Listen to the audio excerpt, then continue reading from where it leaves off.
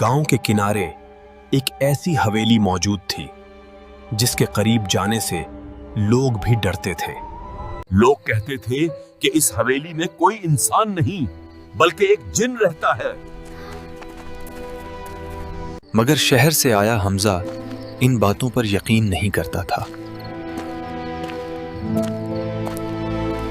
इसी रात उसने हवेली के अंदर जाने का फैसला कर लिया।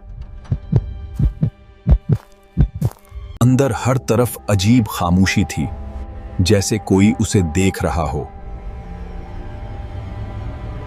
अचानक ऊपर से कदमों की आवाज सुनाई दी।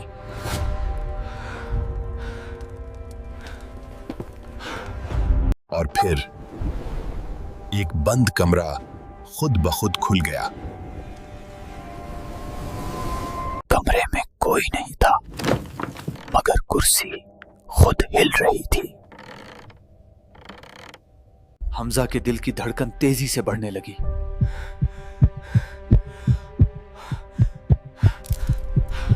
दरवाजा बंद हो चुका था और अब वापसी का कोई रास्ता नहीं था।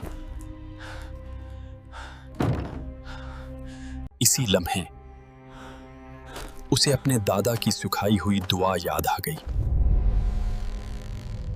दुआ के अल्फाज के साथ ही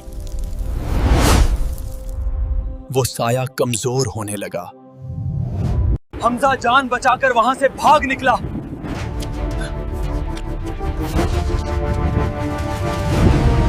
अगली सुबह गांव वालों ने एक खौफनाक हकीकत सुनी।